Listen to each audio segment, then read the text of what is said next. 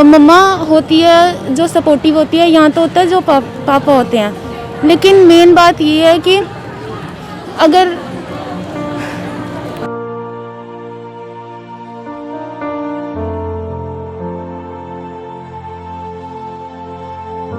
कोई भी डिप्रेशन कुछ भी अपनी मम्मा से बात करनी चाहिए, क्योंकि अपने माँ बाप जो हल निकालते हैं वो कोई नहीं निकाल सकता। उनको हमारे हर चीज़ का पता है कि वो उस टाइम से निकल चुके हैं कि जो हम टाइम से निकल रहे हैं। जो ये है गर्लफ्रेंड बॉयफ्रेंड, ये एक टाइप से बस 20% प्यार होता है, बाकी जो 100% प्यार होता है वो आपको आपके माँ बाप ही दे सकते हैं। आजकल के जो भी यूथ है सब कुछ है वो सिर्फ अपनी ज़िंदगी BF गर्लफ्रेंड जो भी है सब उसमें ही रखते हैं। देश भर में जिस तरीके से केसेस सामने आ रहे हैं कि जो यंग जनरेशन है, जो मैरिड विमेन हैं, उनके सुसाइड केसेस जब सामने आते हैं तो काफ़ी ज़्यादा रोष आ जाता है पब्लिक में। लोग काफ़ी दुखी होते हैं कि एक बच्ची जिसे माँ बाप बड़े ही प्यार से बड़ा करते हैं, फिर उसकी शादी करते हैं और शादी के बाद जिस तरीके से उसे सिचुएशंस फेस करनी पड़ती हैं, कई बच्चे जो होते हैं वो सुसाइड का जो रास्ता है वो अपना लेते हैं। और जो यंगर जनरेशन है, जम्मू कश्मीर में कई केसेस आपने सुने होंगे कि यंगर जो बच्चे हैं, कॉलेज पढ़ने वाले या स्कूल पढ़ने वाले भी, वो आजकल की जो सिचुएशन है, जो प्रेशर है, उसको वो फेस नहीं कर पाते हैं और वो एक अलग रास्ता चुनते हैं जो ज़िंदगी को ख़त्म करने वाला होता है। हमारे साथ इस समय डॉक्टर पयाली अरोड़ा हैं, ये साइकोलॉजी की फैकल्टी है परेड कॉलेज में, और इनसे भी हम जानेंगे कि आजकल की जो सिचुएशन है ये बच्चों को किस तरीके से मोटिवेट करते हैं, कैसे डील करते हैं और क्या क्या उन्हें बताते हैं। तो डॉक्टर पयाली, आपका बहुत स्वागत है। आप बताइए किस तरीके से जो बच्चे हैं आजकल के, उनको कैसे आप समझाते हैं कि जो सोसाइटी है चेंज हो रही है, ये तो वैसे जनरेशन से चलता आ रहा है, मगर किस तरीके से बच्चों को मोटिवेट कर रहे हैं कि वो चैलेंजेस को फेस कर सकें। आपने बिल्कुल एक बहुत ही अलार्मिंग और इम्पॉर्टेंट मुद्दे पे आज हम लोग बात कर रहे हैं। सुसाइड कोई भी एज में डेफिनेटली सोसाइटी के लिए, लाइफ के लिए एक बहुत मेजर एक चैलेंज है। तो स्पेशली जब हम लोग यंग जनरेशन या ये जो यंग एडल्ट ग्रुप जो है, इनके बारे में जब बात करते हैं, they are very precious for the society, क्योंकि ये यूथ जो है इनमें काफ़ी डायनामिज्म होते हैं, जोश होते हैं। चैलेंजेस को आगे फेस करने के लिए ये सोसाइटी के लिए एक बहुत इम्पॉर्टेंट एक सिटीज़न होते हैं। तो नेचुरली इनमें अगर कोई क्राइसिस है, इनमें अगर लाइफ लॉस होते हुए देखेंगे तो डेफिनेटली सोसाइटी को यहाँ पे बहुत ज़्यादा जागरूक होना ज़रूरी है। एज़ फैकल्टी डेफिनेटली हमारे साथ यंग एडल्ट ग्रुप ही जुड़े होते हैं। हमारे कॉन्स्टेंटली इनको यही मैसेज होता है कि देखिए, जब भी चैलेंजेस आते हैं तो कुछ हद तक हम लोग अपने लेवल पे इसको सॉर्ट आउट करने की कोशिश करते हैं, पर कभी कभी चैलेंजेस ऐसे भी होते हैं कि जहाँ पे दूसरों की हेल्प लेना ज़रूरी होता है, एंड ऐसे लोगों की हेल्प लेना जो कुछ अच्छा एक आइडिया, एक प्रॉब्लम सॉल्विंग एक स्ट्रैटेजी उनको बताए, और कभी भी अपने प्रॉब्लम्स जो अपने अंदर ही दबा के ना रखे। कभी कभी इसी प्रॉब्लम जो अगर अपने अंदर दबाते रहेंगे तो उसकी रिपरकशन कभी ना कभी जाके इमोशनली और भी ज़्यादा लोडेड होके इस तरह की कदम उठाने में वो मजबूर हो जाता है। लाइफ को एक कंक्लूजन में पहुंचाने के लिए वही एक रास्ता उनके सामने नज़र आता है, जबकि बहुत सारे और पॉजिटिव वेज भी होते हैं जिसकी तरफ उनकी उस समय इमोशनल ओवरलोडिंग के चलते ध्यान नहीं जाता है। तो सुसाइड की जो कंडीशन है, suicide is basically a cry for help. जब उनको लगता है कि जैसे उनकी समस्या को समझने वाले कोई नहीं है, तभी वो इस तरह की एक कदम लेने में मजबूर हो जाता है। तो इसीलिए अगर एक इंसान के साथ अच्छा एक सोशल ग्रुप हो, जैसे फ्रेंड्स हो सकता है, घर में पेरेंट्स की सपोर्ट हो सकता है, या उनकी टीचर्स हो सकते हैं जिनके साथ बहुत ज़्यादा टाइम वो बिताते हैं, और जो अच्छे सुनने वाले हो। सबसे ज़रूरी ये है, आज की देखिए, आज की टाइम में किसी के पास टाइम नहीं होता है कि कोई किसी की समस्या को अच्छे से ध्यान से सुने। तो अगर एक कोई अच्छा सुनने वाला हो एंड जिनको वो ट्रस्ट कर पाए, ऐसे किसी के साथ वो टाइम टू टाइम बात करे, जब भी कोई समस्या आए उसको उनके साथ शेयर करे, उनसे कुछ इनपुट्स ले, एंड फिर आगे उस पर और अमल करे, सोल्यूशन, पॉजिटिव सोल्यूशंस की रास्ता ले, तभी ये समस्या से हम दूर जा सकते हैं। एंड देखिए सुसाइड बहुत तरह की होते हैं। सुसाइड तो है डिप्रेशन की पार्ट के हिसाब से हम लोग लेते हैं। कोई सुसाइड्स होता है कि इम्पल्सिव, एकदम अचानक से दिमाग में आया तो इस तरह की कोई नेगेटिव कदम वो ले लेते हैं। तो suicide has different roles and different types.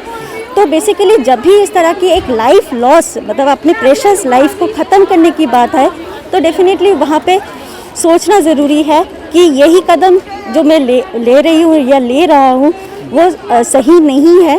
There can be other positive ways जो और वैल्यूएबल हो सकता है, सोसाइटी को एक बेटर वे दे सकते हैं, उसी रास्ते पे चलना ज़रूरी है। मैम, जिस तरीके के केसेस सामने आते हैं, कई यंग मैरिड विमेन जो हैं वो अपनी लाइफ को ख़त्म कर देती हैं या किसी न किसी वजह से उनकी मृत्यु हो जाती है, तो बहुत ही सोसाइटी के लिए एक मैसेज बहुत गलत जाता है। आपको क्या लगता है कि इस एज ग्रुप में या जो बच्चे अभी आपके सामने निकल रहे हैं पढ़कर, उनको किस तरीके से उनका जो है दिमागी तौर पर उन्हें मजबूत करना चाहिए कि वो सिचुएशन को फेस करें? वो ज़रूरी नहीं है कि वो सुसाइड के लिए रास्ता जाए, वो पॉजिटिव वे में अपनी लाइफ को दोबारा शुरू कर सकते हैं किसी ना किसी वे में। कैसे आप उनको मोटिवेट करें? देखिए, मैरिड हो या अनमैरिड हो, बात तो यहाँ से शुरू होंगे। मैरिड हो या अनमैरिड हो, कोई प्रॉब्लम के बेसिस डेफिनेटली होते हैं। एकदम अचानक से एक दिन में किसी को सुसाइड करने की ख्याल नहीं आ जाता है। उसके पीछे कोई बैकग्राउंड होता है, कुछ रीज़न होता है कि वो पहले तरीका ढूंढने की कोशिश करते हैं कि किस तरह से कोई भी प्रॉब्लम वो जो फेस कर रहे हैं उससे बाहर निकल पाए। पर जब उनसे नहीं होता है तब उनको लगता है कि और कुछ नहीं हो सकता है, तो सुसाइड ही एक रास्ता है। तो पेरेंट्स और टीचर का इसमें कितना अहम रोल है? तो यही बात है कि जब भी कोई पेरेंट वो एक इम्पॉर्टेंट मतलब फैमिली मेम्बर होते हैं जिनके साथ बच्चा सबसे ज़्यादा कांटेक्ट में रहते हैं। एंड मतलब during the time of contact एक अच्छा रैपो, एक अच्छा इमोशनल बॉन्डिंग अगर पेरेंट्स के साथ अगर बच्चों में हो तो डेफिनेटली पेरेंट्स को भी समझ आ जाता है, कुछ बोले बगैर भी पेरेंट्स को समझ आ जाता है कि कोई दिक्कत है बच्चे में। एंड बातचीत करना ज़रूरी है। वहाँ पे बच्चे भी फ्लेक्सिबल होते हैं, मतलब पेरेंट्स तक अपना मन की बात जो बोलने के लिए। तो सेम टीचर्स के साथ भी इसी तरह की है। जब एक बच्चा कॉलेज में या स्कूल में होते हैं, एक certain amount of constant connection teachers के साथ भी होता है। एटलीस्ट अबाउट 5-6 घंटा तो टीचर की कांटेक्ट में होते ही है। रेगुलर बेसिस पे जब टीचर एक बच्चे को क्लास में देखते हैं, एक कनेक्टिविटी ऑटोमेटिकली डेवलप हो जाते हैं और उसी कनेक्टिविटी में ही उनको समझ आता है कि ये आज मेरे क्लास की जो ये स्टूडेंट कुछ डिफरेंट है बाकी दिनों से। तो ये तभी हो सकता है अगर एक टीचर भी एक बच्चों के साथ अच्छा बॉन्ड एस्टैब्लिश कर पाए, एक इमोशनल कनेक्टिविटी एस्टैब्लिश कर पाए, एंड तभी वो अंडरस्टैंडिंग दोनों के बीच में ये डेवलप हो सकता है। बहुत शुक्रिया। तो क्या नाम है आपका? भारती राजपूत।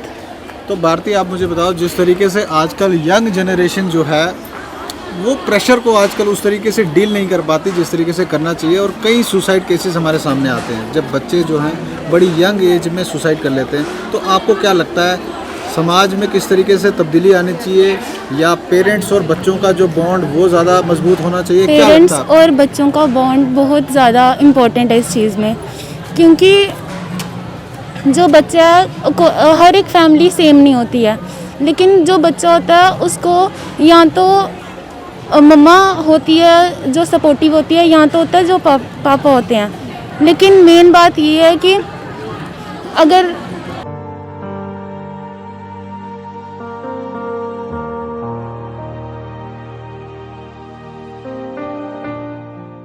मेरे घर पे हुआ है ये, मेरे कज़न क्या रीज़न ब्रदर था, ने। क्या वजह थी? यंग एज में थे?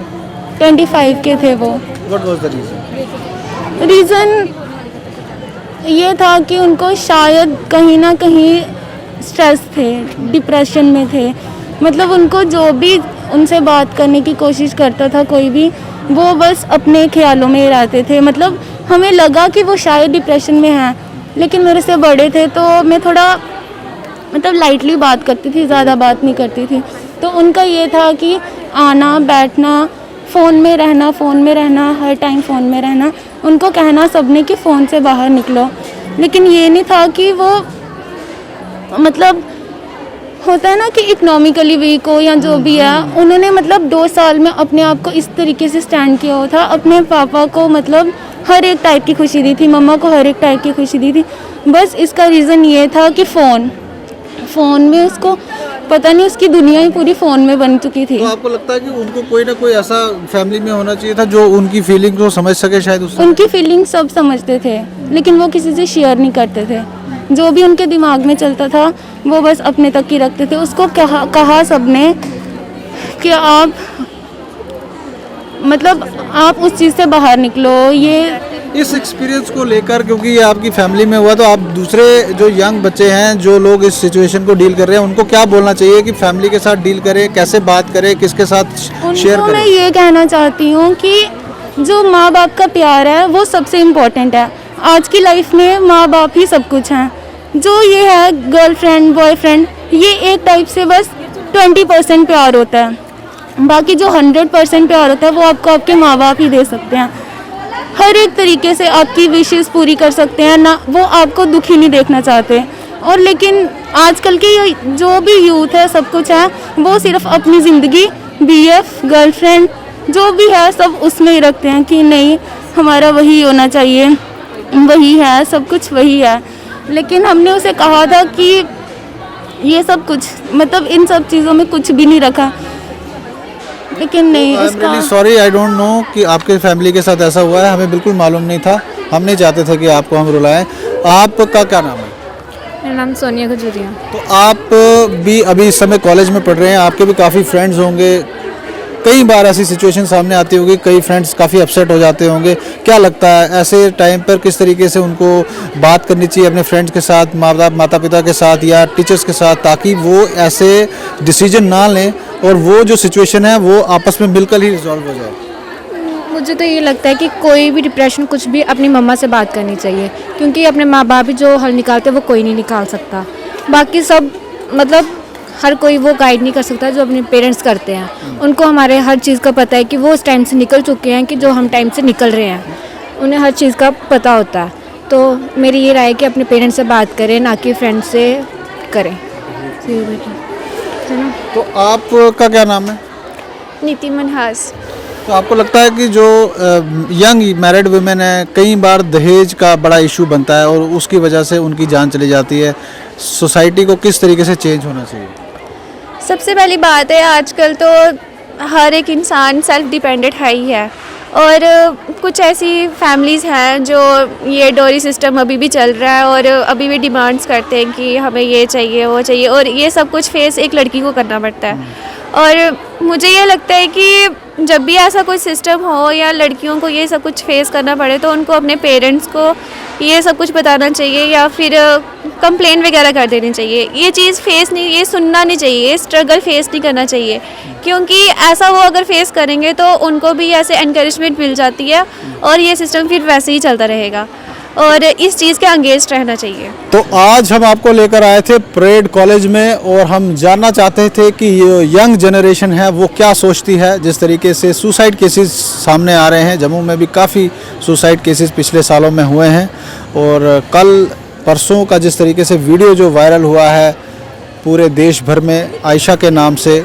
उसके बाद जो यंग जनरेशन है वो हम चाहते थे कि वो क्या सोचते हैं, किस तरीके से वो जो स्ट्रेस है उसको मैनेज किया जाए, किस तरीके से वो इस बारे में सोचते हैं। हमने यहाँ के टीचर से भी बात की, यहाँ के स्टूडेंट से भी बात की और अलग अलग व्यू पॉइंट्स हमने लिए और जाना कि ये जो सिचुएशन है ये काफ़ी अलार्मिंग है। आने वाले दिनों में जिस तरीके से ये सिचुएशन और अग्रेसिव ना हो, उसको लेकर सोसाइटी में काफ़ी चेंजेस करने की काफ़ी ज़रूरत है। और जो बच्चे हैं, जो टीचर्स हैं, उनका कहना है कि हम जो हैं बच्चों में ऐसी जो शिक्षा है वो यहाँ पर दे रहे हैं ताकि वो आने वाले चैलेंजेस के लिए डील कर सकें। आप जुड़े रहें NH1 न्यूज़ के साथ।